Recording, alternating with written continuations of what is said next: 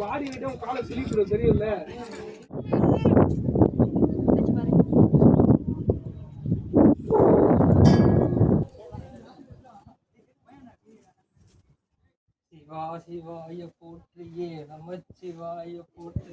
இவனா திடீர்னு பாட்டு போறானாமா அவன் வரவா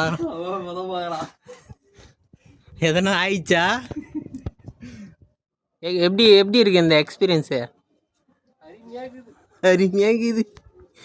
எவ்வளோ நேரத்தில் மலை ஏறினீங்க? இப்போ ரிட்டர்ன் 20 minutes.